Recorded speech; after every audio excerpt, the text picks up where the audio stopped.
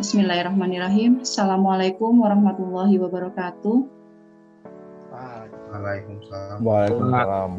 Warahmatullahi wabarakatuh. Bagaimana 12 listrik kabarnya? Masih tetap semangat? Semangat Bu, semangat. Semangat Bu. Ada baiknya kita buka kegiatan ini dengan pembacaan doa dengan harapan apa yang akan kita laksanakan hari ini dapat memberikan manfaat bagi diri kita dan juga nanti bagi masyarakat pada saat kalian sudah terjun ke masyarakat. Baik, untuk doa Ibu minta salah satu dari kalian, mungkin Apriyaldi ya. Apriyaldi bisa memimpin doa. Ya Bu, bisa Bu. Ya, sebelum memulai daring ini, marilah kita membaca doa. Menurut agama dan kepercayaan masing-masing, berdoa dimulai. Berdoa selesai. Ya, baik. Terima kasih Apriyaldi sudah memimpin doa kita. Baik anak-anakku, untuk pertemuan yang hari ini kita sudah masuk ke materi ketiga. Ya. Materi ketiga itu terkait dengan spesifikasi PLC. Sedangkan untuk penilaian Ibu melakukan hal yang sama dengan pertemuan sebelumnya. Yang pertama ada evaluasi, bentuknya pilihan ganda, kemudian nanti ada forum diskusi, seperti biasa diskusi kelompok. Baik, Ibu masuk ke pokok materi ya. Materi yang kita pelajari masuk ke kompetensi dasar 3.12, yaitu memahami spesifikasi PLC untuk ranah pengetahuannya untuk teori. Sementara untuk praktek KD keterampilan kompetensi dasarnya itu 4.12, yaitu memilih spesifikasi PLC. Aku punya video yang mungkin harus disimak dengan baik karena video ini menjelaskan tentang penggunaan PLC atau pemanfaatan PLC di dunia industri. PLC, Programmable Logic Controller. Seperti halnya dengan Smart Relay, PLC merupakan peralatan yang digunakan untuk keperluan industri. PLC adalah alat yang digunakan untuk menggantikan sistem kontrol berbasis Programmable Logic Controller Relay. Pada dasarnya, pemakaian PLC hampir sama dengan Smart Relay. PLC juga membutuhkan PC komputer sebagai alat untuk mengoperasikannya. Berikut ini adalah video-video pemanfaatan PLC di dunia industri.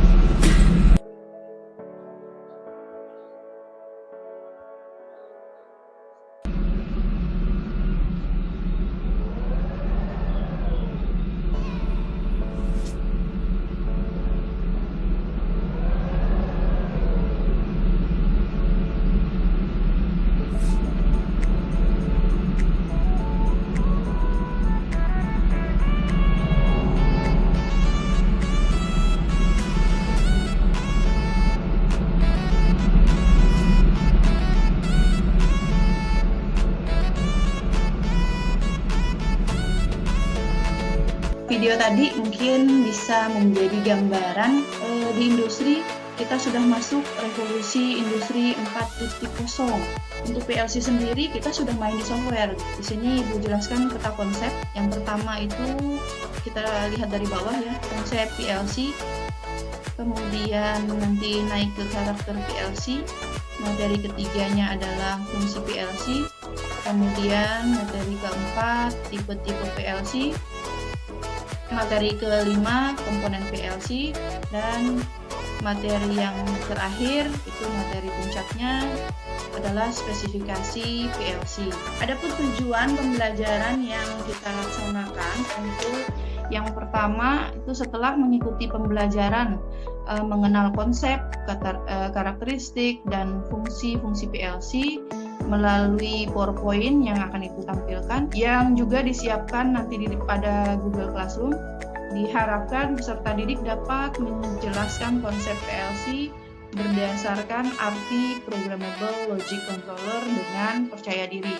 Yang kedua, melalui diskusi via chat di Google Classroom, peserta didik diharapkan dapat mengklasifikasi tipe-tipe PLC sesuai dengan cara pengoperasiannya dengan proaktif dan toleran. Konsep PLC, P itu diambil dari kata programmable, yang mana programmable itu diartikan kemampuan untuk menyimpan program yang telah dibuat ke dalam memori dan mudah diubah-ubah sesuai dengan keinginan.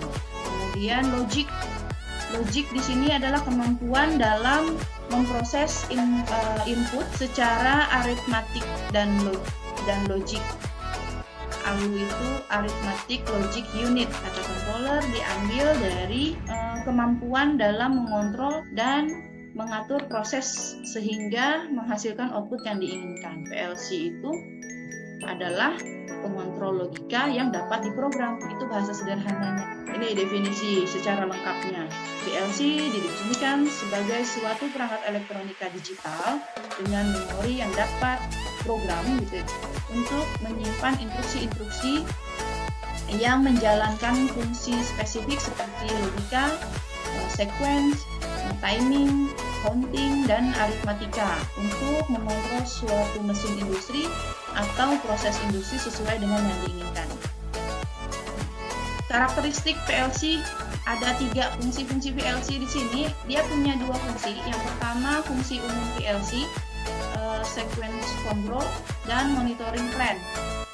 Sequence control itu kendali yang berurutan cara kerjanya dari step 1 ke step 2 ke step 3 dan seterusnya tergantung dari sistem yang dibuat. Itu sequence. Kemudian kalau monitoring biasanya dipakai untuk memonitor secara kontinu terus-menerus untuk sistem-sistem yang menggunakan temperatur, kemudian tekanan, ketinggian. Ini inputnya berupa input analog biasanya untuk monitoring plan. Itu fungsi umum. Fungsi khusus di sini ada CNC. Kalau tadi kalian lihat di video ada robot yang memasukkan material, maksudnya material ke dalam sebuah mesin. Nah, mesin itu CNC namanya. Yang paling sederhana, kamu pernah menemui mungkin di jalan itu suka ada car washing ya, atau tempat cuci mobil yang menggunakan otomatis. Nah, ini Ibu lihat itu termasuk sequence control gitu. Jadi dia berurutan cara kerjanya. Ibu tampilkan di video. Mungkin bisa kalian simak. First, insert payment and press start. Then, the car washing process begins. First, a water rinse. Then, washing with cleaning solution. Brushing. Another water rinse. Air jet drying, and finish. Ya, itu tadi salah satu contoh penggunaan PLC dengan fungsi sequence. Dari yang sudah ditampilkan tadi, baik itu video maupun PowerPoint, mungkin ada yang ingin disampaikan, ada yang ingin ditanyakan atau ingin di-share, silahkan saja. Diberi kesempatan, yuk. Bu. Iya, siapa itu? Bu, Aprialdi, Bu. Oh iya, itu Aprialdi. yang monitoring plan itu fungsinya kayak gimana ya, Bu? Tadi kurang ngedenger, Bu. Oh iya, untuk monitoring plan kan di dalam sebuah sistem kendali industri gitu ya, ada sistem-sistem yang menggunakan input berupa tekanan gitu ya, kemudian suhu, ketinggian. Jadi itu kan ukurannya analog, memonitor plan-plan bagian-bagian di industri yang inputnya menggunakan input analog. Ada lagi? Farhan, kameranya terbalik, Farhan.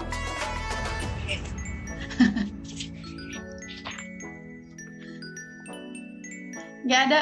Kalau nggak ada yang tanyakan, Ibu mau share ini hasil evaluasi ya. Di sini Ibu urut berdasarkan tanggal dan jam pengerjaan ya. Jadi mungkin kalian udah tahu skor kalian masing-masing. Jadi ada beberapa yang masih di bawah 70, tapi nggak apa-apa. Sudah bagus usahanya, sudah mengerjakan evaluasinya. Sekarang kita masuk ke tipe PLC. PLC dibagi menjadi 3 tipe. Yang pertama, tipe berdasarkan ukuran dan kemampuan. Ada 2 tipe, yaitu tipe compact dan tipe modular. Kemudian tipe yang kedua itu berdasarkan cara pengoperasiannya. Berdasarkan cara pengoperasian ada 3 tipe. Yang pertama itu berbasis rak dalam bentuk tag. Kemudian tipe yang ketiga itu tipe PLC berbasis PC, berbasis personal komputer.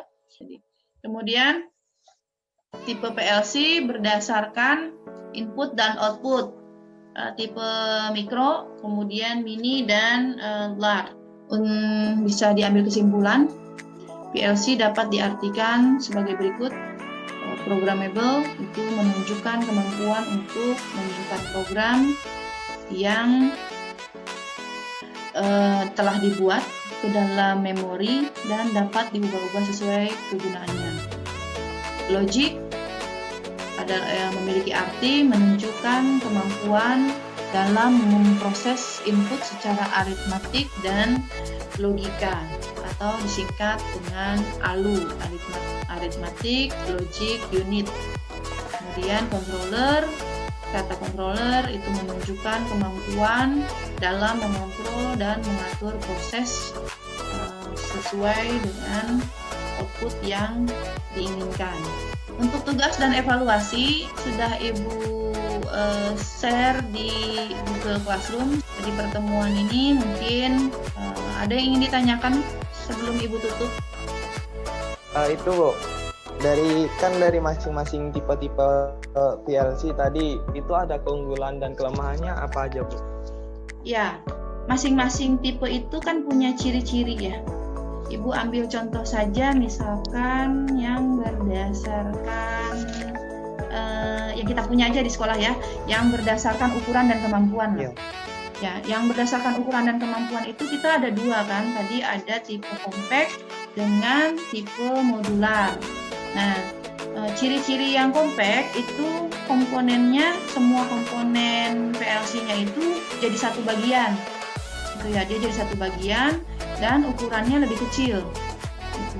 Sehingga jumlah input outputnya nanti untuk interface input dan interface outputnya itu relatif lebih sedikit ya, dan dia tidak bisa ditambah dengan modul-modul khusus, itu yang tipe compact. Nah, sementara untuk yang tipe modular itu ciri-cirinya komponennya dia terpisah, kemudian ukurannya lebih besar sedikit lah dari ukuran yang compact. Bisa juga menambah modul-modul khusus. Kembali lagi itu semua tergantung dari kebutuhan di sistemnya. Gitu. Jadi pemilihan tipe tergantung dari kita mau buat sistemnya seperti apa dan kebutuhannya seperti apa. Setelah kita belajar, mari kita berdoa menurut kepercayaan dan agama masing-masing. Berdoa dimulai.